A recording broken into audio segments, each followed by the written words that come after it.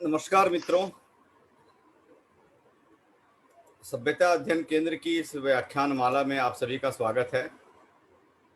यह जो प्रसंग चल रहा है यह पुस्तक चर्चा का चल रहा है और इस बार जो पहली पुस्तक हम लोग लेकर बैठे हैं वह है आईन अकबरी। आईन का अर्थ सामान्यता होता है संविधान या कानून, यानी अकबर का कानून। कुछ लोग कहते हैं कि नहीं, यह बायोग्राफी है अकबर की, तो बायोग्राफी ही सही। लेकिन जो हम पिछले 2 व्याख्यानों में निरंतर सुनते आ रहे हैं, जो प्रोफेसर केडिया जी बहुत ही विस्तार से और एक-एक पृष्ठ संख्या के साथ बता रही हैं, उसमें न हमें अकबर का कोई जीवन वृत्त मिल रहा है और न ही हमें कोई उसका कानून मिल रहा है। हमें मिल रहा है कुछ उसकी अपनी जिज्ञासाएँ, कुछ उसके जो कौतूहल हैं, जिसको देख कर के वो थोड़ा-सा आनंद अनुभव कर रहा है, या जिससे वो थोड़ा उसकी अपनी जो मन में जो भी चीज़ें रुच रही हैं वो लिखता जा रहा है। अब वह लिख रहा है या क्या लिख रहा है, एक कौतूहल प्रोफेसर केडिया जी ने यह भी हम लोगों के मन में उत्पन्न किया, आशंका जैसी कि हो सकता है इसमें सारी बातें अबुल फजल ने न लिखी हों, कुछ चीज़ें मनगढ़ंत डाली गई हों। और ये कोई बड़ी बात नहीं है, ऐसा बहुत सारे ग्रंथों में ऐसा होता रहा है, इसमें भी हुआ हो तो कोई बड़ी बात नहीं है। लेकिन सबसे बड़ी बात यह है कि इसको जितना प्रामाणिक ऐतिहासिक स्रोत के रूप में देखा गया, तो इसको पढ़ने से वो वैसा प्रतीत नहीं होता है जितनी महत्ता दी गई। तो आगे हम और प्रोफेसर केडिया जी से ही सुनेंगे कि वो इसको और विस्तार से बताएंगी, क्योंकि यह पुस्तक बहुत बड़ी है और इसमें ऐसे हिस्से बहुत हैं जिनको हमें जानना चाहिए, क्योंकि यह केवल क्या है कि बहुत सारी चीज़ें गंभीर अध्ययन का विषय होती हैं, लेकिन इस पुस्तक में बहुत सारी ऐसी बातें हैं जो हास्य रस का भी विषय हैं। तो हमेशा हम लोग गंभीर चिंतन प्रस्तुत करते हैं, या बात ठीक है, लेकिन कभी कभी जो पुस्तकों में ही हास्य रस मिलता है हम उससे भी वंचित न रहें।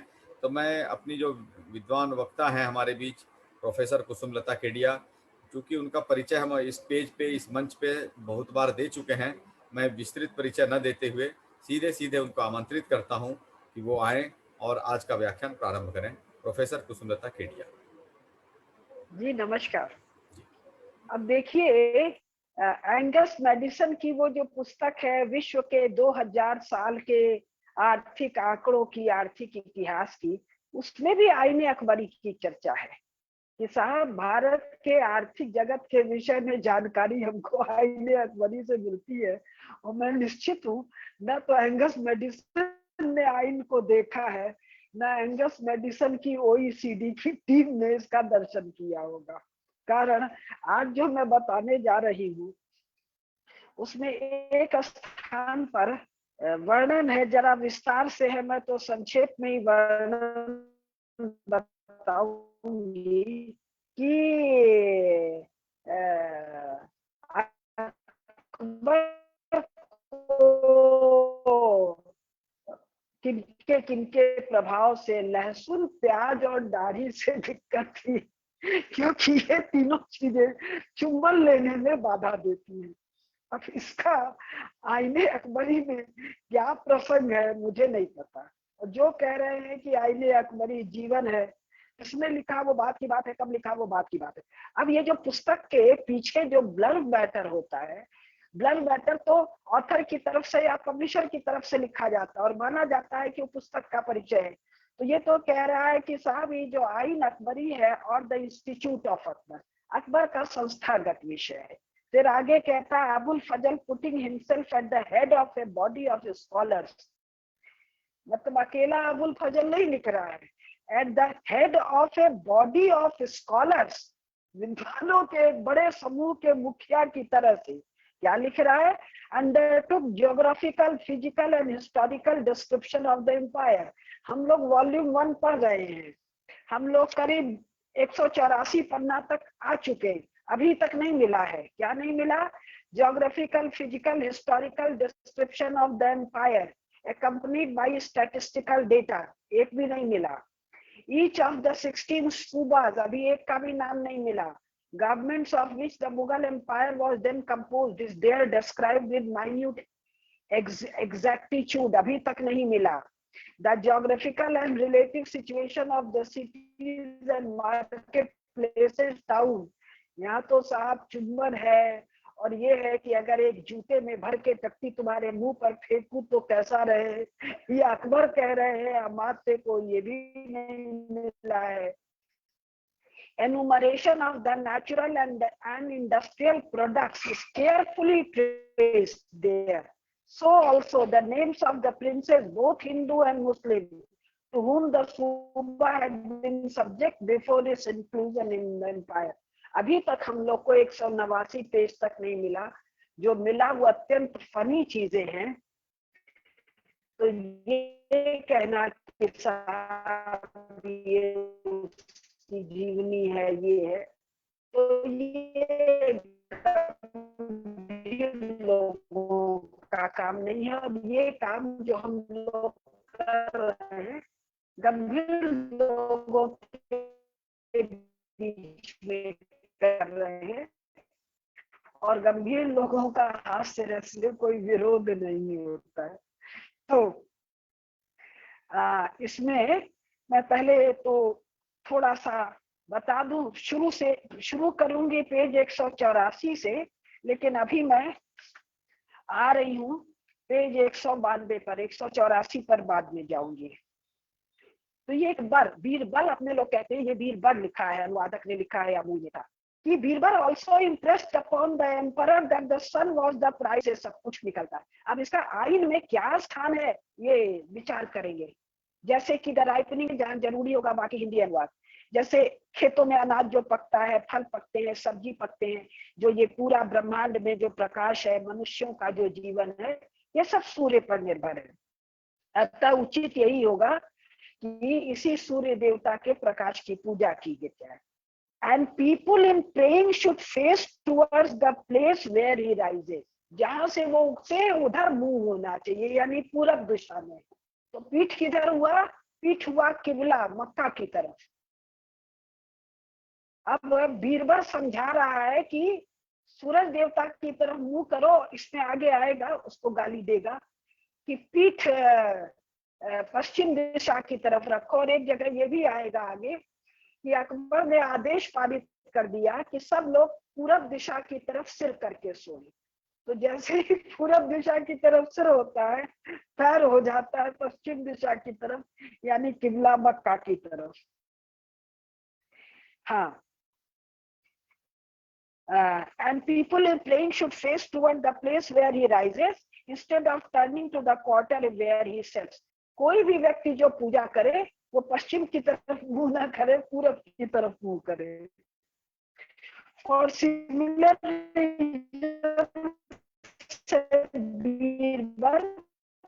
should men pay regard to fire, अग्नि का भी बहुत पूजन होना चाहिए। एंड वाटर, पानी का भी पूजन होना चाहिए। स्टोन्स, पत्थरों का भी पूजन होना चाहिए। Trees and other forms of existence. तो कह रहे हैं कि बीरबल इसी कारण से कह रहा है कि मनुष्यों को अग्नि, वृक्षों का और भी प्रकृति में जो कुछ अस्तित्व में है उन सबका पूजन होना चाहिए। यहाँ तक कि गाय का भी पूजन होना चाहिए और गाय के डंग, गोबर का भी पूजन होना चाहिए। कई जगह जो आलोचक होते हैं वो गोबर नहीं कह के गाय की टट्टी कहते हैं। तो खैर यहाँ तो डंग लिखा है, तो गाय के गोबर की पूजन होना चाहिए। और तो और बीरबल के अनुसार माथे पर तिलक भी होना चाहिए और जनेऊ भी होना चाहिए। अब अगर ये आईने अकबरी है, ये एक सच्ची किताब है, किताब है,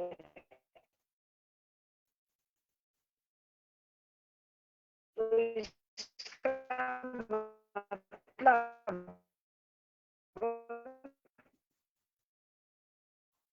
अकबर के राज्य की राजाज्ञा है पूजा के लिए। वह भी राजकीय कामकाज तो मक्का की तरफ पीठ कर कह रहा मैं सभी को, इसका ये है। अब ये कोई हल्की फुल्की बात नहीं है, इसके बहुत गंभीर अर्थ है। इसका अर्थ है कि अकबर का राज्य हिंदुओं का राज्य। आगे इसी आशय के कथन मिलेंगे आपको। तो ये हल्का फुल्का भी है। अगर ये एच ब्लॉकमैन साहब का गप मान लिया जाए तो हल्की फुल्की बात है, तय करना है लोगों को। और अगर ये अकबर का राजकीय, क्या कह रहा है, अबुल फजल putting himself at the head of a body of scholars undertook geographical, physical and historical description of the empire। और ये उसकी व्यवस्था है, उसके संस्थागत निर्देश हैं। तो अकबर के राज्य को मुसलमानी राज्य किसी भी कोने से कहना असंभव हो जाएगा। फिर कह रहा है कि this was also the cause why the नौराजे Jalali was observed on which Akbar का राज्य सिंहासन पर आरोहण हुआ। सिंहासन पर आरोहण केवल सनातन परंपरा में है, कुरान में तो है ही नहीं। पैगंबर साहब कभी किसी सिंहासन पर आरोहण नहीं किए थे।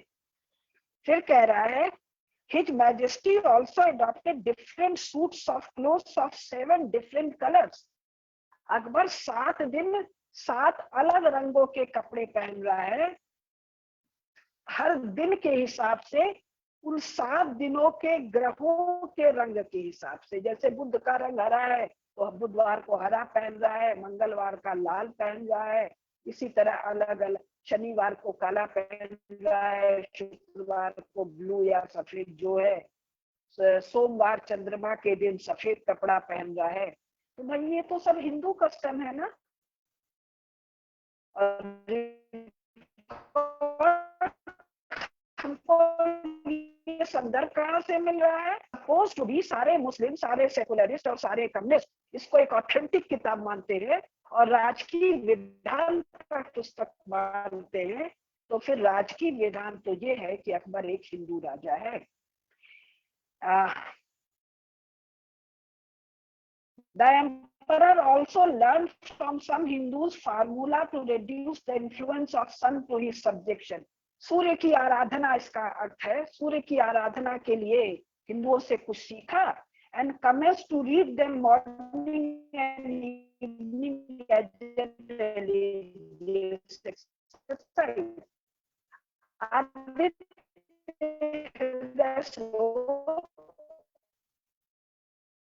नहीं दिया है, लेकिन आदित्य हृदय स्रोत या और सूर्य भगवान के जो अनेकानेक स्रोत है उनका नियमित पाठ कर रहा है। ये भी मानना है कि गाय को नहीं मारा जा सकता है। Upon cow dung as pure and interdicted the use of beef. गोबर को पवित्र, हमारे यहाँ मानते हैं कि गोबर में 8 लक्ष्मी का वास है। गोबर तो नहीं कहते, अपने यहाँ संस्कृत भाषा में गोमय कहते हैं। बीफ यानी कि गोमांस भक्षण का को मना कर दिया गया। और आगे क्या लिखा है? Killed beautiful man instead of cows. गाय की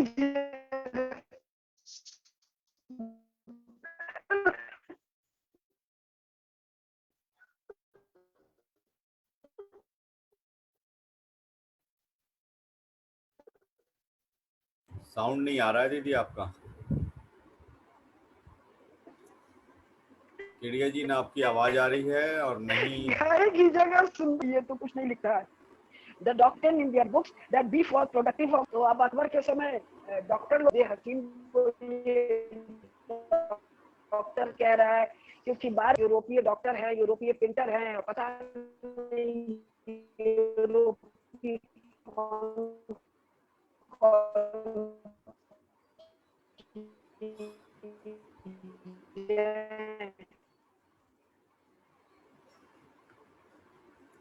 आपकी आवाज नहीं आ रही है दीदी।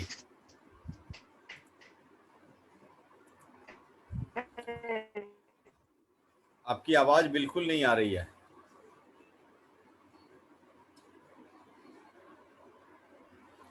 आप हमें सुन पा रही हैं क्या?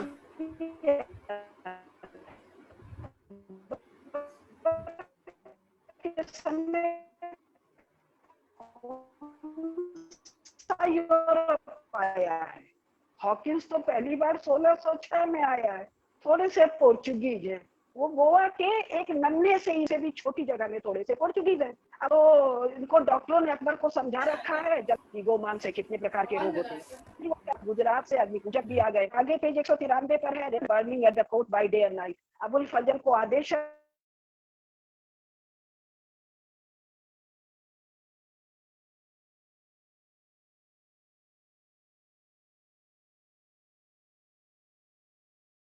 लगता है उनका नेटवर्क चला गया।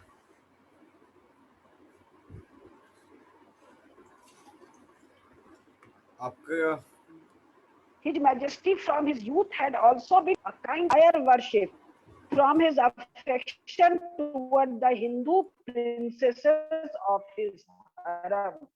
अब ये एक बहुत ही महत्वपूर्ण संदर्भ है। कह रहे हैं कि अकबर अपनी नियमित होम कर रहा है, इसे काइंड ऑफ फायर वर्शिप, यज्ञ कर रहा है।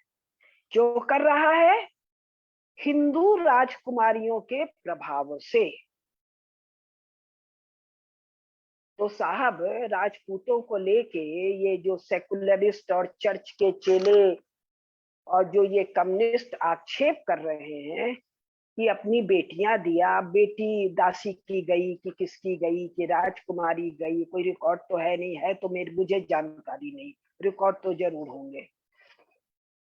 तो इनके प्रभाव से क्या हो रहा है, इन सेकुलरिस्टों का, इन यूरोपियंस का अकबर द ग्रेट, जलालुद्दीन का नाम ही अकबर, उसने खुद अपना नाम ग्रेट रख रखा है।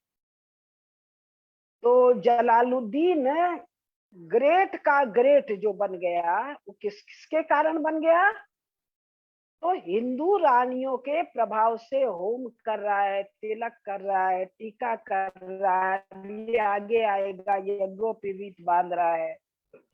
From the New Year's Day of the 25th year of his reign, 25वें साल से, और ये 13, 14 साल, 15 साल में कुछ बताते हैं बादशाह हुआ है, यानी बाप मर गया है, बैरम खान ने हाथ में कुछ पकड़ा दिया है, उसी दिन से सम्मान लेते हैं। तो 25वें साल यानी 25 और 15 भी मान लीजिए तो 40वें साल का है। His majesty openly worship the sun, खुलेआम सूर्य पूजन कर रहे हैं, and the fire by prostration, prostration का मतलब दंडवत करके ना, साष्टांग करके, साष्टांग करके। And the courtiers were also ordered, और दरबारियों को आज्ञा है, to rise when the candles and lamps were lighted in the palace, शाम को संध्या काल जब दिया जला रहे हैं तो ये दरबारियों को आज्ञा है, खड़े हो जाओ, खड़े होना ही हो जाओ, प्रणाम करो, खड़े तो सब रहते ही थे, बैठते कब थे, तो प्रणाम करो, जैसे हम लोग संध्या काल में दीप जलने पर और आजकल बिजली जलने पर उसको लक्ष्मी जी का प्रतीक मानते हैं, अतः तुरंत प्रणाम करते हैं। तो स्वयं अकबर नहीं कर रहा है, स्वयं उसका रनिवास, हिंदू रनिवास नहीं कर रहा है, दरबारियों को आदेश है। ये कहाँ मिल रहा है मुझे, आईने अकबरी में, कहाँ पर, पेज 193 पर। स्वयं तो कर ही रहा है, सबसे करवा रहा है, और ये आइन अकबरी में राजाज्ञा और राजकीय आदेशों का, राजकीय व्यवस्था के वर्णन की पुस्तक में मिल रहा है, ये महत्वपूर्ण है। उसके स्वयं के द्वारा लिखवाया गया राजकीय व्यवस्था में, उसके प्रमुख दरबारी के द्वारा, स्टेट ऑफिशियल के द्वारा। फिर कह रहा है, on the festival of the 8th day of Virgo, वर्ग कोई पूजा है, he put on the mark on the forehead like a Hindu. अच्छा, नवरात्र की दुर्गाष्टमी पंकज जी बता रहे हैं, कन्या पूजन 8वें दिन जो होता है, तो दुर्गा पूजा अश्विन की नवरात्रि में ये अपने माथे पर हिंदुओं की तरह तिलक लगा रहा है, and appeared in the audience hall, audience hall में, यानी कि उनका दीवाने आम में टीका लगा के, when several Brahmins tied by way of auspiciousness a string with jewels on it round his hand, हाथ में ब्राह्मण भरे दरबार में रक्षा सूत्र बांध रहे हैं। इस किस कोने से मुसलमान का शासन हुआ, ये तो मुनाफिक का भी शासन नहीं है, ये हिंदू राजा नहीं है तो कौन राजा, आगे वर्णन आएगा। वस्तुतः ये अमरकोट में राजपूत का बेटा है, बैरम खान इसको अपने गरज के लिए इस्तेमाल कर रहा है, लेकिन ये अपने खून के प्रभाव से, अपने चारों तरफ के परिवेश के प्रभाव से ये सब कर रहा है। रिकॉर्ड इधर उधर से मिलता तो रिजेक्ट कर देते। ये ऐसा रिकॉर्ड है जिस पर अंग्रेजों का ठप्पा है, जिस ठप्पे को नेहरू की सेकुलर कम्युनिस्ट सरकार का यूजीसी, आईसीएसएसआर, आईसीएचआर और अमेरिका का एंगस मैडिसन ऑथेंटिक किताब मानता है। तो ऑथेंटिक है तो जी हिंदू राजा है, गप है तो फिर तो अगर आईने अकबरी गप है तो अभी बाकी गप्पों की कहानी अन्य पुस्तकों की दिखाएंगे, वो तो माथा पकड़ पकड़ के आप लोग बैठ जाएंगे। भारत में इंग्लैंड का वॉइसराय शायद वेवेल है और जवाहरलाल नेहरू, और 1945 के बाद जवाहरलाल नेहरू यानी government of India, free India जिसको ये कहते हैं, इसका पत्राचार और बहस है कि गजनी से सोमनाथ का दरवाजा आएगा। और सब माथा पीट पीट के कह रहे हैं अरे गजनी में कुछ तो नहीं है, सोमनाथ का दरवाजा कहाँ से जाएगा, ये राजकीय पत्राचार हम बताएंगे। तो शायद वेबल कहता है कि नहीं नहीं कुछ तो गया है, पता करो। मुझे पता चला है राजा रणजीत सिंह के समय दरवाजे को लाने की बात हो रही थी, पूरी कथा हमको नहीं पता है। फिर एक महत्वपूर्ण राजा है, वो कह रहे हैं साहब कोई दरवाजा वरवाजा नहीं है, हम लोग को इसमें कोई रुचि नहीं है, इस चैप्टर को बंद कर दीजिए। और ये सब लेखन मुझे कहाँ से मिला है? पक्की कम्युनिस्ट रोमिला थापर के लेखन में मिला है। तो हम लोग को ये सब देखना पड़ेगा। वो पुस्तक भी मेरे पास है, पढ़ के मैं सुनाऊंगी। अब ये और आगे जो जबरदस्त है, ये लिख रहा है when orders in opposition, same page 193, when orders in opposition to the Islam were quoted by people of other religions,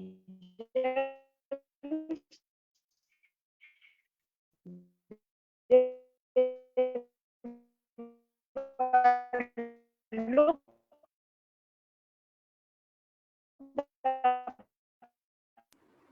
दीदी आवाज नहीं आ रही है आपकी बिल्कुल।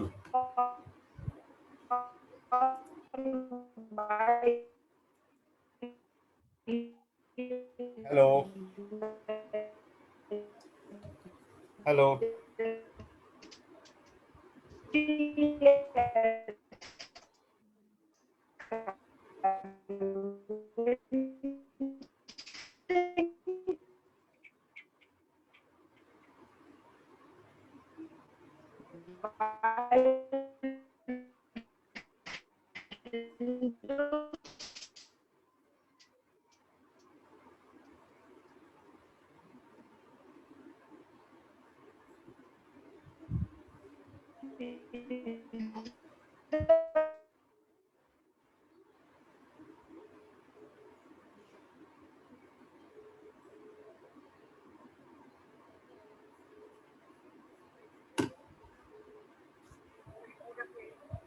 आवाज नहीं आ रही है दीदी की बिल्कुल, अभी तो गायब भी हो गई उस स्क्रीन से।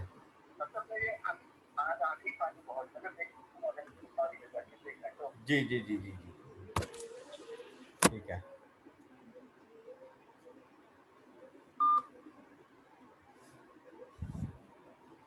अभी पंकज जी से मेरी बात हुई है, वहाँ काफी आंधी और तूफान आया हुआ है इसी। हाँ आ गई दीदी, आ गई। दीदी आपका म्यूट है, आपका म्यूट है वो। हाँ हाँ अब वीडियो चला गया, उसी में स्टार्ट वीडियो का ऑप्शन होगा। आ गए दोनों? हाँ आ गया आ अब गया तो आ गया दोनों आ आ गया। गए। हाँ तो ये पेज 194 पर कहता है in fact matters went so far that proofs were no longer required when anything connected with Islam was to be abolished। कि स्थिति इतनी खराब हो गई कि इस्लाम से संबंधित कोई भी चीज अगर एबॉलिश किया जा रहा है तो आप किसी पे कि हद जाना पनिशेबल ऑफेंस आ गया। अब ये पेज 193-94 का हम थोड़ा बताने के बाद एक और चीज बता दें या बात बता देते हैं। एक चीज केवल बता दें, पेज 200 पर है कि जो शेख वगैरह हैं, मुस्लिम मुल्ला वुल्ला टाइप के, इन सब लोगों को कंदहार भेज दिया जाता है, जहां पर at the command of His Majesty they were sent to Bakhar and Kandahar and were given to merchants in exchange for Turkish goods. इनको बेच दिया जाता है। लेकिन इस पर विस्तार से हम आएंगे। अब हम आ रहे हैं पेज 184-85, जहां पर हम लोग पहले छोड़े थे। ये कह रहे हैं पेज 184 पर कि हाँ, कि एक कोई पर्शिया से मुल्ला मोहम्मद यजदी आता है। ये मुल्ला मोहम्मद यजदी जो है, ओपनली टू रिवाइल द साहबा। अब देखिए अपने लोग के यहाँ साहब साहिबा शब्द जो आता है, तो साहब कौन है? जो पैगंबर साहब के साथी है, जिनमें से 4 वो खलीफा निकले थे, पहले वाले 4 खलीफा। तो ये कह रहा है कि ये मुल्ला मोहम्मद यजदी जो है, ये अकबर के सामने पैगंबर साहब के साहिबा के लिए उलूल जलूल बकता है और उनके बारे में विचित्र कहानियां सुनाता है। लेकिन आगे कह रहा है, but he was soon left behind by Birbar that bastard. भाषा पर ध्यान दे रहे हैं। लेकिन ये जो मुल्ला मोहम्मद यजदी है, इसको पीछे छोड़ दिया उस हरामी बीरबल ने। ये आईने अकबरी पेज 184 पैराग्राफ 1, 2, 3, 4 में कह रहा है, who successfully turned the emperor from the Islam। Birbal हरामी जिसको कह रहा है, उसने जलालुद्दीन को, एम्परर को इस्लाम से दूर कर दिया। And led him to reject inspiration, prophetship and miracles of the prophet and of the saints and even the whole law। Birbal हरामी ने उनके प्रॉफिटशिप, पैगंबरहुड को, मिरेकल्स ऑफ द प्रॉफिट को, उनके प्रेरणाओं को, इंस्पिरेशन का टेक्निकल अर्थ है, प्रेरणा नहीं है, और यहाँ तक कि संपूर्ण कुरानिक लॉ को, कुरान में लॉ नहीं है, ईश्वरीय लॉ बनाए हैं, कुरान में बहुत थोड़ा सा उसका स्कोप है, इन सबको रिजेक्ट कर दिया। लेकिन ये अकबर का समय 1560 वाट का है, तब तक तो ये इस्लामिक लॉ, कुरानिक लॉ के नाम से जो चल रहा है, तो उस बास्टर्ड हरामी बीरबल ने सब रिजेक्ट करवा दिया। इसके बाद वो कह रहा है, एक और है, Devchand Raja Manjhola, that fool once set the whole court in laughter by saying that Allah after all had great respect for cows। अब ये मझोला का जो देवचंद राजा है, ये भरे दरबार में सबको हंसाता है कहकर कि अल्लाह ताला को गाय बहुत बहुत आदर करते हैं अल्लाह ताला। अच्छा, ये तो कमाल का है। By saying that Allah after all had great respect for cows। पैगंबर साहब नहीं, अल्लाह ताला को गायों के लिए बहुत आदर है। कमाल है। Else the cow would not have been mentioned in the first chapter। अन्यथा कुरान के पहले ही अध्याय में गायों का उल्लेख नहीं होता। सूरा बकरा, हाँ सूरा बकरा, हाँ बकर गाय के लिए है। फिर कह रहा है कि His Majesty had also the early history of the Islam read out to him। बादशाह ने इतिहास का सुना, early history, and soon commenced to think less of the साहिबा। और अर्ली इतिहास, प्रारंभिक इतिहास पढ़ सुनने के बाद साहिबा से उसका और भी आदर सत्कार या ध्यान हट गया।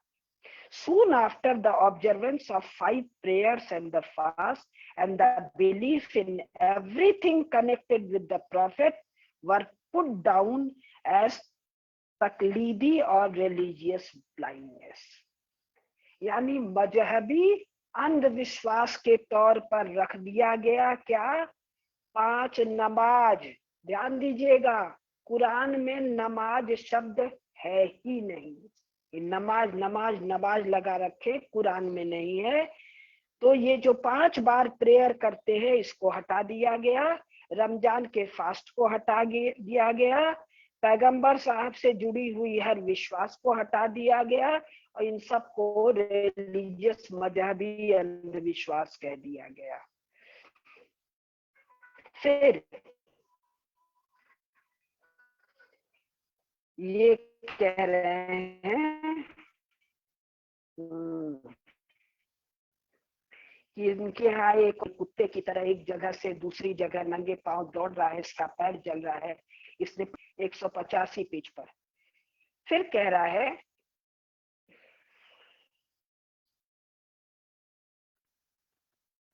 many fools, especially Persian heretics, whom the Islam casts out as people cast out hairs from which they find in dove, such heretics are called Nuktavis and are destined to be the foremost worshippers of Antichrist.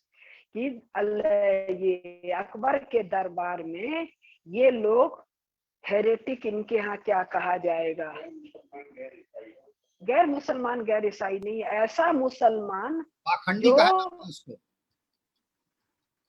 मुसलमान के लिए heretic, actually heretic Christian शब्द है जी जी, उसमें यहाँ इसका जो भी अर्थ होता है, ये काफिर के अर्थ में नहीं है। इस्लाम के भीतर का हेरेटिक है। असली इस्लाम के लोग इस प्रकार निकाल के देख लेते हैं, ऐसे लोग अकबर के दरबार में भर गए हैं।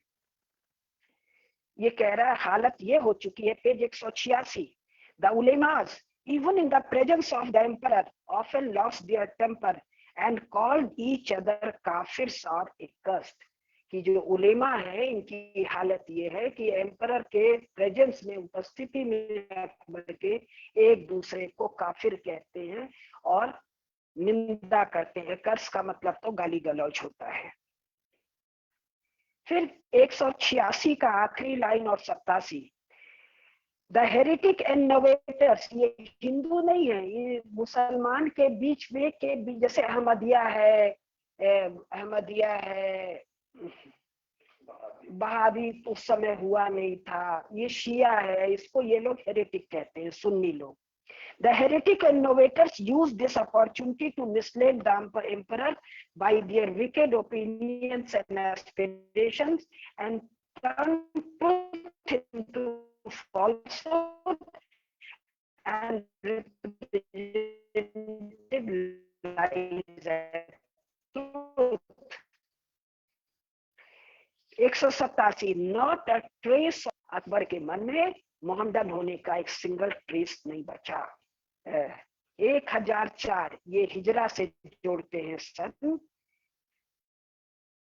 ये कह रहा है कि यदि एक संदर्भ के साथ है 10 हज के संदर्भ में, वाइल्स्ट हियर, जब तुम हिंदुस्तान में हो अकबर के दरबार में, you dare not now bracket में 1004 mention that word Hajj and you would expose yourself to capital punishment। अगर हज शब्द का उच्चारण पनिशमेंट मिलेगा, if you are to ask leave from court for this purpose, अगर तुम दरबारी कोई कहता है पनिशमेंट मिलेगा। ये कौन कह रहा है? आईने अकबरी, पेज 187। फिर इसको आप किस तरीके से भारत में विदेशी का राज्य कह सकते हैं? गांधी जी हिंदू स्वराज्य कहते हैं, हमको अंग्रेजों से कोई दिक्कत नहीं है, हमको दिक्कत अंग्रेजों के कानून से है। कानून बदल जाए, भारत का कानून आ जाए, अंग्रेज यही रहे, मुझे कोई दिक्कत नहीं है। और नेहरू क्या करते हैं? नेहरू जैसे ही संविधान लाते हैं इस पार्लियामेंट में, केवल नेहरू को अकेले क्यों कहें, बाकी जितने पार्लियामेंटेरियंस है, जितने ये क्या कहते हैं जनप्रतिनिधि हैं, मेंबर्स ऑफ पार्लियामेंट है, ये क्या करते हैं? अंग्रेजों के कानून को, जो भारत के एक हिस्से में अंग्रेज चला पा रहे थे, उसको पूरे भारत में लागू कर देते हैं। तो पूरे भारत में तो विदेशी कानून लागू हुआ कब? 1947 के बाद। और अकबर कौन सा कानून लागू कर रहा है? जो हिंदुओं का कानून है। अकबर तो जन्मा भी भारत में, इसका बाप हुमायूं तो भटक भटक के मर गया। तो इसको किस आधार पर विदेशी शासन कह रहे हैं? राजपूत का बेटा है कि किसका बेटा है, छोड़ भी दे, जन्मा तो भारत में है ना, सिटीजन तो भारत का है, कानून भारत का लगा रहा है, होम कर रहा है, गाय की पूजा कर रहा है, रक्षा सूत्र बांध रहा है, टीका बांध रहा है, हज को मना कर रहा है, और क्या चाहिए? तो क्या हम लोगों को इन सारे तथ्यों को उठाकर इन अलीगढ़ मुस्लिम वालों के मुंह पर नहीं दे मारना चाहिए, सेकुलरिस्टों के मुंह पर, और हर उस देशभक्त मूर्ख के मुंह पर जो कहने की जलालत करता है कि भारत गुलाम था, उसके बाद उसमें जोड़ देता है हजारों साल, आजकल डर के मारे कहता है सैकड़ों साल। अकबर जो कंट्रोल में है हिंदुओं के, स्वयं हिंदू का बेटा है, हिंदुओं का हिंदू पत्नियां हैं, फिर ये कह रहा है पेज 187 पर कोई संदर्भ में, रिवाइलिंग एंड कर्सिंग द साहिबा,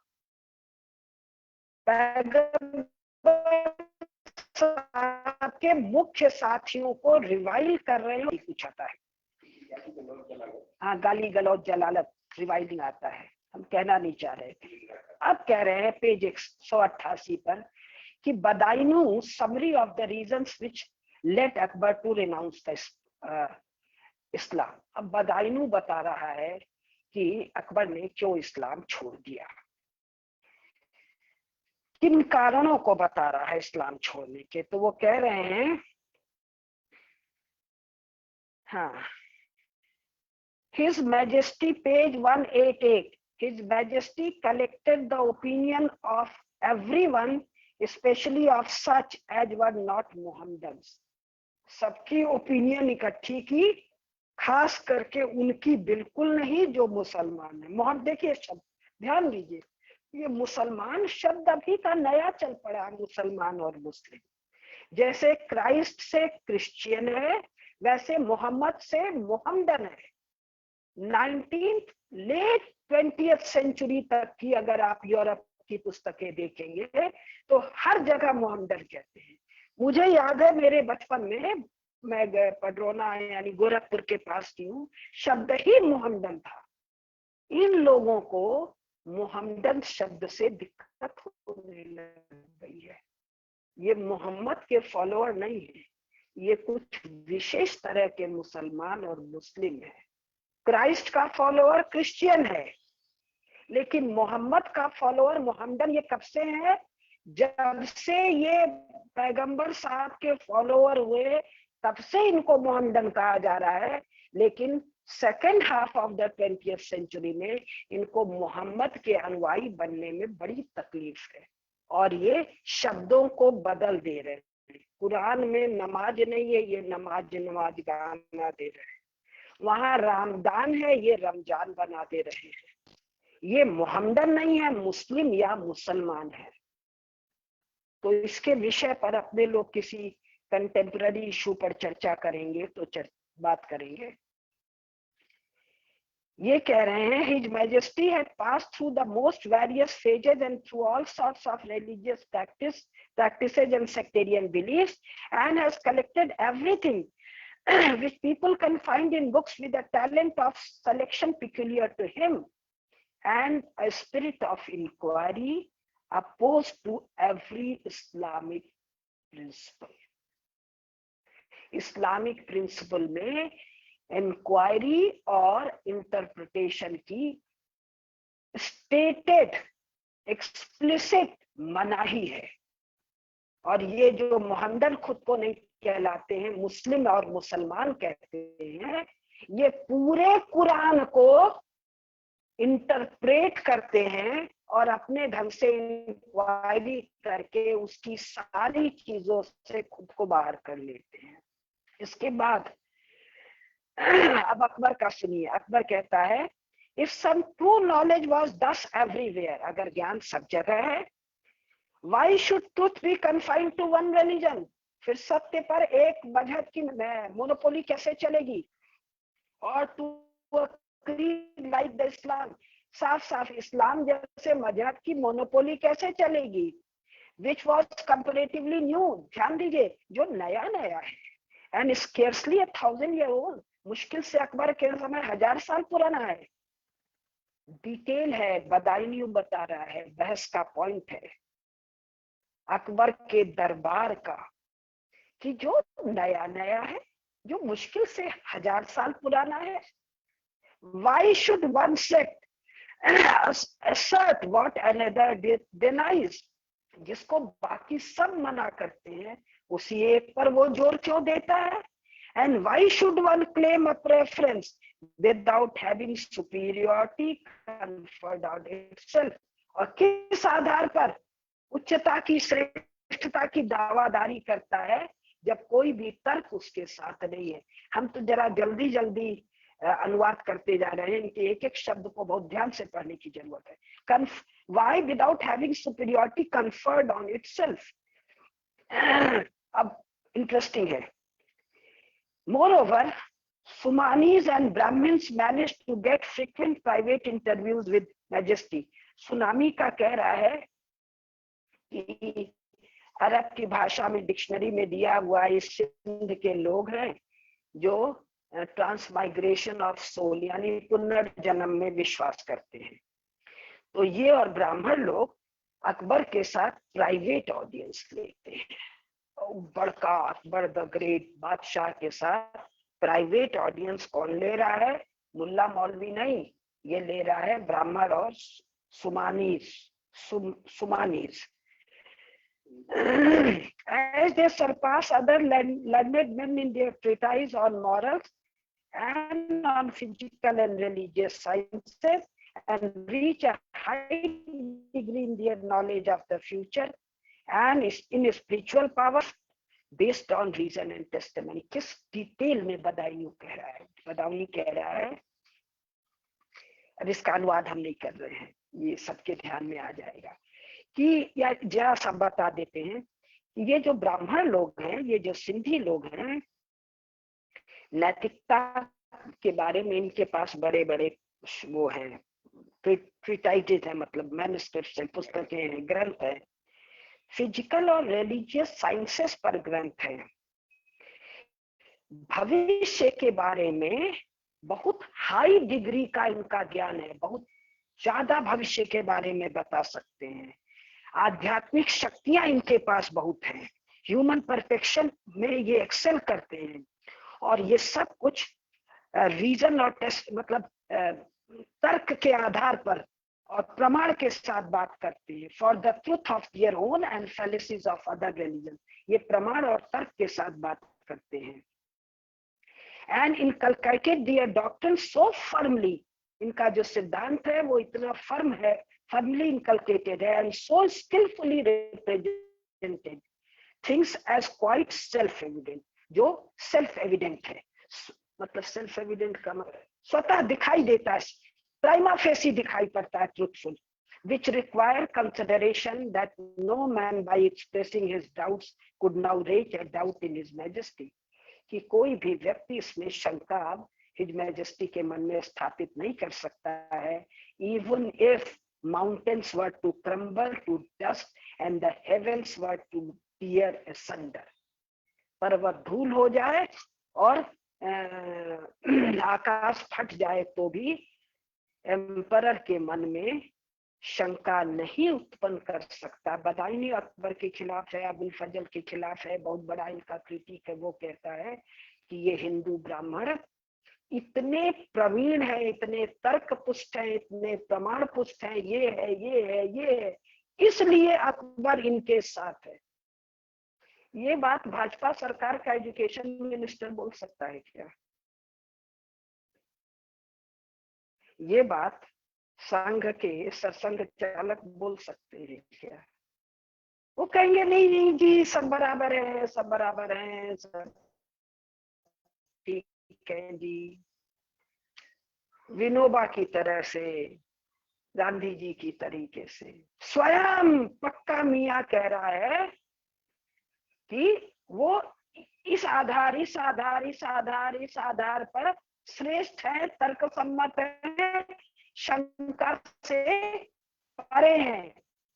Hence his majesty, page 189, cast aside the Islamic revelations. Bharat का राज्य कह सकता है क्या? जिन्ना ने तो कहा था कि मैं सेकुलर स्टेट बनाऊंगा, मैं इस्लामिक स्टेट नहीं बनाऊंगा। लेकिन भारत का राज्य, भारत का पार्लियामेंटेरियन कह सकता है क्या? Akbar the Islamic revelations regarding resurrection and the day of judgment and the details connected with it, as also all ordinances. देश महोदय, अकबर की सुनोगे क्या? सुप्रीम कोर्ट महोदय, आईने अकबरी की सुनोगे क्या? मुसलमानों के सबसे महान बादशाह की सुनोगे क्या? तुम लोग के लिए वो मुसलमान बादशाह है, मुझे स्वीकार है, सुनोगे क्या? या उन मुसलमानों की सुनोगे जिन्होंने कुरान को ठेंगे पर रख रखा है और खुद को कुरान कह के दुनिया भर के कंसेशन इंडियन स्टेट से मांग रहे हैं? अक्षर 189 पर कह रहा है, for some time his majesty called a Brahman whose name was Purushottam, author of a commentary on the उस कमेंट्री पुस्तक ग्रंथ का नाम नहीं दिया है, whom he asked to invent particular Sanskrit names for all things in existence. Akbar the great, Jalaluddin जल्लालो उल्लाहो, अकबर कह रहे हैं पुरुषोत्तम नाम के ब्राह्मण को अस्तित्व में जो कुछ है उन सबका संस्कृत नाम मुझे बता दो। क्यों? अरबी में नाम नहीं है, अरबी में राज्य व्यवस्था के लिए ही कोई शब्द नहीं है। क्यों नहीं है? शब्द आते हैं मनुष्यों के प्रयोग के लिए, अरब में राज्य व्यवस्था है ही नहीं, क्योंकि छोटे छोटे नन्हे नन्हे भेड़ बकरी और ऊंट चराने वाले बद्दू चरवाहे हैं जो छोटे छोटे टेंट में रहते हैं, घूमते रहते हैं। उसमें केवल लड़ाई झगड़े के लिए एक लीडर होता है, without the power of coercion. जबरदस्ती नहीं कर सकता, सबकी राय से चुना जाता है। न राजा है, न रानी है, न राजकोष है, न प्रधानमंत्री है, न गुप्तचर व्यवस्था है, न सेना है, न कोषागार है, न टैक्स है। तो अरब में तो शब्द ही नहीं है। तो अकबर को राजकाज करना है तो कहता है जो कुछ अस्तित्व में है सबका संस्कृत नाम बता दो। At that time a Brahmin of the name of Devi was pulled up on the wall of the castle. ये बहुत मजेदार है। Sitting on a चारपाई till he arrived near a balcony where the emperor used to sleep. बादशाह महोदय ऊपर एक balcony में झरोखे में बैठे हुए हैं, ब्राह्मण देवता चारपाई पर बैठे हुए हैं, ऊपर 4 रस्सी से उनको खींचा जाता है। उतनी ऊंचाई पर जब तक अकबर बादशाह के वो झरोके के पास नहीं आ जाते हैं तो ये हवा में झूल रहे हैं। अकबर बादशाह अंदर बैठे हुए हैं और दोनों में चर्चा होती है। क्या आनंद है! कभी मुझे आनंद होता हमारे प्रधानमंत्री अकबर मोदी नहीं, नरेंद्र मोदी जी हमारे शंकराचार्यों से, हमारे वल्लभाचार्यों से, हमारे रामाचार्यों से, हमारे पातंजलि योग पीठ के स्वामी जी से योग पर चर्चा करते, भारत के राजकाज पर चर्चा करते, भारत के शस्त्र विधान पर चर्चा करते। महाभारत और रामायण तो कहता सारा ज्ञान इन्हीं लोगों के पास है। यही सदा सदा प्रधानमंत्री का काम करते। आएगा वो दिन भी आएगा। While thus suspended, he instructed his majesty in the secrets and legends of Hinduism. के ब्राह्मण महोदय देवी साहब क्या कर रहे हैं? पंडित देवी प्रसाद या देवी दीन क्या कर रहे हैं? राजा को हिंदू धर्मों के रहस्यों में, कथाओं में सिखा रहे हैं। In the manner of worshipping idols, देवताओं की पूजा कैसे करते हैं, अग्नि की पूजा कैसे करते हैं, सूर्य की, नक्षत्रों की, and of revering the chief gods, मुख्य देवताओं की कैसे पूजा करते हैं। Gods of these unbelievers, believer ये किसको कहता है बदायूनी? इस्लाम वाले को। अनबिलीवर किसको कहता है? हमको। कौन? हम तो विश्वास करते हैं काहे में? ब्रह्मा में, महादेव में, विष्णु में, कृष्ण में, राम में और महामाई में, जगदम्बा में, who are supposed to have been men but very likely never existed, though some of their ideal belief look upon them as gods and other as angels. तो अकबर को बैठ के हिंदू धर्म में दीक्षित करते हैं कौन? ब्राह्मण विप्रवर देवी दीन। उन्होंने कहा होगा तेरे पास नहीं जाऊंगा, छुआछूत है, तू कुछ गंदा संदा है। तो कहा होगा महाराज आओ, आपके लिए सारी राज की व्यवस्था है, आप हवा में टंगे टंगे बिना मेरा स्पर्श किए हुए मुझे ज्ञान दे दो। कब होगा? जब भारत का शंकराचार्य और भारत का रामाचार्य, भारत का वल्लभाचार्य कहेगा सुन नरेंद्र, तेरे यहाँ ये सब अपवित्र है, अशुद्ध है, अतः मैं बिना स्पर्श के अपने नियम का पालन करूंगा। आजकल ये हर जगह हलाल सर्टिफिकेट देते हैं, जिनको खाने न खाने में कोई विचार ही नहीं है। और हमारे यहाँ जो भक्ष्य अभक्ष्य का इतना बड़ा विचार है, इसकी कोई व्यवस्था नहीं है भारतीय राज्य के द्वारा।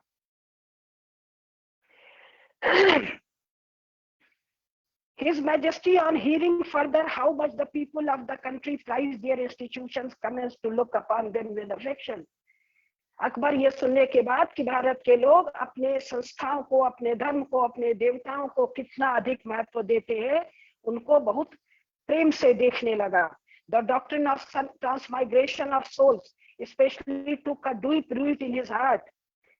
पुनर्जन्म का उस पर विशेष प्रभाव पड़ा। and he proved of the same, यानी बदायूनी कितने डिटेल में नोट कर रहा है। बदायूनी ने नोट किया कि अबुल फजल ने नोट किया कि किसने नोट किया कि नहीं किया, लेकिन ब्लॉकमैन निश्चित रूप से अंग्रेजी में हम लोगों के सामने रख रहा है। किसने किया, कहाँ किया नहीं किया, लेकिन अंग्रेजों के लिए भी ये बात महत्वपूर्ण है। वो तो सब एडिट कर देते हैं, सबका अर्थ बदल देते हैं, सब मनमानी करते हैं, उसके बावजूद ये हम तक आया है, ये महत्वपूर्ण है। There is no religion in which the doctrine of transmigration has not taken firm root. Akbar कहता है दुनिया का कोई धर्म नहीं है जहां पर पुनर्जन्म का सिद्धांत नहीं है। Insincere flatterers composed treatises in order to fix the evidence for this doctrine. फिर बदायूनी की टिप्पणी है कि नहीं, ये मुझे नहीं पता। पुस्तक के अनुसार टेक्स्ट को देखने से लगता है कि मनमानी किताब है। And as His Majesty relished inquiries into the sects of these infidels, His Majesty हिंदुओं के धर्म में इतनी डिटेल जानकारी चाहते हैं, who cannot be counted so numerous as they are. हिंदुओं के धर्म की डिटेल जानकारी so numerous and who have no end of revealed books. हिंदुओं के पास revealed books की कोई संख्या की गिनती ही नहीं है। बदायूनी लिख रहा है कि अमूल फजल लिख रहा है कि कौन लिख रहा है? ब्लॉकमैन तो नोट कर रहा है ना कि हमारे पास तो एक कुरान है, हिंदुओं के पास who have no end of revealed books. ज्ञान की पुस्तक नहीं कह रहा है, शास्त्र नहीं कह रहा है, रिवील्ड किताब तो कुरान है। बदायूनी कह रहा है हिंदुओं के पास अनगिनत रिवील्ड किताबें हैं।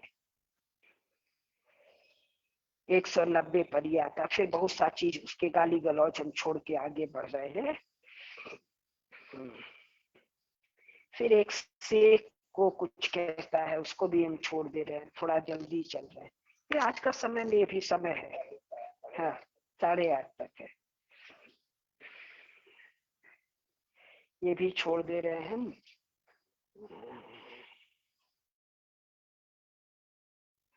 फिर एक पेज 191 पर वो मुल्ला मोहम्मद यजदी का आता है कि वो साहबा, रेपिटिशन तो भयंकर है कि वो पैगंबर साहब के साहबा को रिवाइल करता है, कुछ अक्षर बोलता है, गाली भेजता है वगैरह वगैरह। एक खास बात ये कह रहा है पेज 191 पर, the differences among the ulemas of whom one called lawful, what the other called unlawful, furnished his majesty with another reason for apostasy. ये जो उलेमा लोग हैं, इनका जो मतभेद है, कैसा मतभेद है? एक उलेमा दूसरे को झूठा कहता है, इसके कारण और भी अकबर ने इस्लाम त्याग दिया। ध्यान दीजिए, शास्त्रार्थ की हमारे यहाँ परंपरा है। सभी जानकार विद्वान निरंतर शास्त्रार्थ करते हैं, शास्त्र का अर्थ करते हैं। तो कंपटीशन किसमें है? किसने शास्त्र का अर्थ उस बारीकी में, उस गहनता में, उस सटीकपन में किया है। विरोध नहीं है, मारकाट नहीं है, गाली गलौज नहीं है, एक दूसरे को झूठा और गलत समझाना नहीं है। शास्त्र के अर्थ की बारीकी और गहनता के, या उसके विस्तार के, या उसके बहस में, शास्त्रों के अर्थ में है। और कितने शास्त्र हैं? अनगिनत शास्त्र हैं, but they don't negate each other. और यहाँ एक रिवील्ड किताब है, कुरान, और कह रहा है the difference among the ulemas of whom one called lawful, what the other called unlawful, furnished his majesty with another reason for apostasy. तो ये जो कहा जाता है कि चूंकि इनके पास एक किताब है इसलिए इनमें संगठन है, क्योंकि इनके पास एक भाषा तो है नहीं इसलिए संगठन है। हिंदुओं के पास तो हजारों लाखों किताबें हैं, फिर भी इनमें ये डिफरेंस मार काट की नहीं है, गाली गलौज की नहीं है, शास्त्र के अर्थ के गहराई की है। फिर ये और है कि बादशाह ने सारे उलेमा लोग को इधर उधर फैला दिया। अब एक मजेदार पेज 191 पर ब्लॉकमैन घुसा देते हैं बदायूनी के नाम से, learned Monks also came from Europe. Badayuni Europe कहाँ जानता था भाई? बदायूनी जाना होता तो पोर्चुगीज लोग को जाना होता कि क्या कहता है, learned man also came from Portugal. Europe शब्द ही बताता है कि ये बदायूनी, अबुल फजल या किसी भी समकालीन का लिखा हुआ नहीं है। समकालीन लिखता पोर्चुगीज लिखता, गोरा लिखता, म्लेच्छ लिखता, कुछ ऐसा शब्द उस समय का प्रचलित शब्द लिखता। Who go by the name of पादरी, जिसका नाम पादरी है। They have an infallible head called पापा।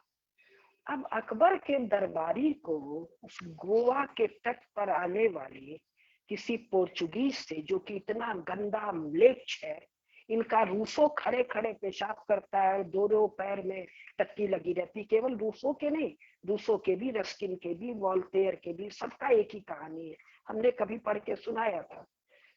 तो ऐसा गंदा सूगला आदमी दरबार में और दरबारियों के पास आ सकता है क्या? ये तो बता देते हैं कि हॉकिंस या कौन, जहांगीर की बेटी का इलाज किया, उसकी बदबू के कारण तो आम हिंदुस्तानी उसको अपने पास नहीं आने देता था, दरबार में कहां से आ जाता। खैर, ये बताता है कि किस तरह ये टेक्स्ट में अपने मन की बात सुना देते हैं। इसमें एक और बहुत मजेदार बात 192 पर कहता है कि His Majesty firmly believed in the truth of the Christian religion and wishing to spread the doctrines of the Jesus, ordered Prince Murad to take a few lessons in Christianity. कि अकबर को क्रिश्चियनिटी को फैलाने का शौक आ गया और Prince मुराद को, और किसी को नहीं, सीधे सीधे अपने बेटे को कहा क्रिश्चियनिटी में लेसन लो। अब आगे सबसे कमाल की बात, by way of auspiciousness and charged Abul Fazl to translate the gospel। और अबुल फजल को कहा कब? 16वीं शताब्दी में कि गॉस्पेल का ट्रांसलेशन करो। कौन सी भाषा में था गॉस्पेल? अंग्रेजी में तो थी नहीं, कोई पोर्चुगीज कोई लाया होगा। तो अबुल फजल बैठ के अकबर के दरबार में पोर्चुगीज भी सीख रहा था क्या, जो बाइबल का ट्रांसलेशन करता है।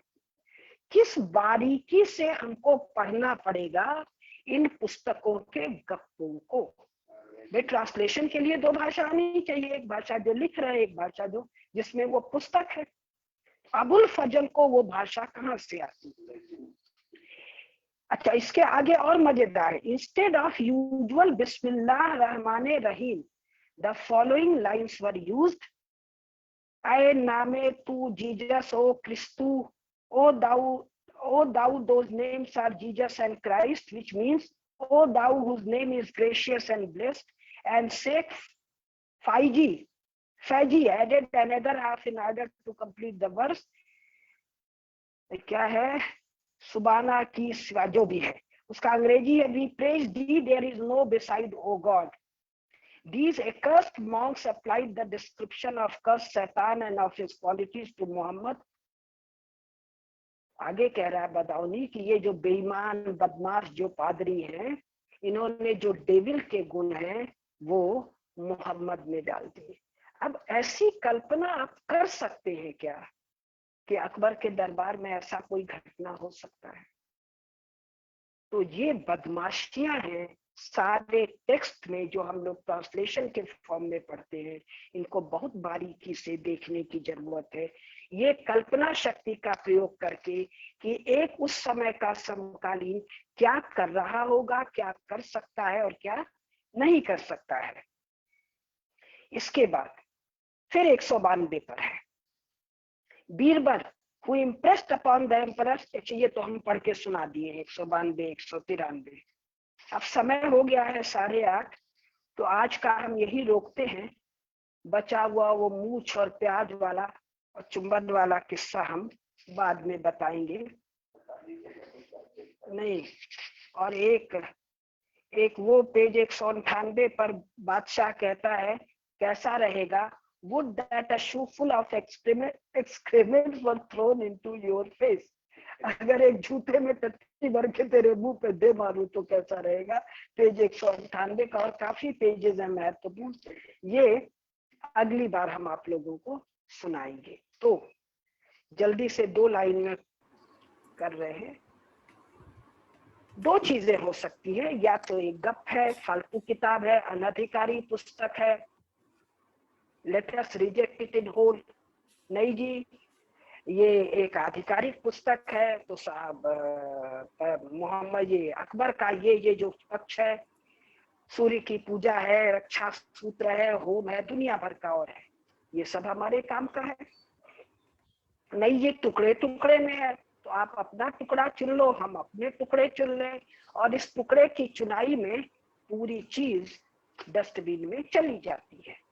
तो इनसे आतंकित होने की जरूरत नहीं है, इनको देखकर, पढ़कर, समझकर इस बौद्धिक इंटेलेक्चुअल वॉरफेयर में इसको अपना मिसाइल और अपना बोफोर्स गन बनाने की जरूरत है। नमस्कार।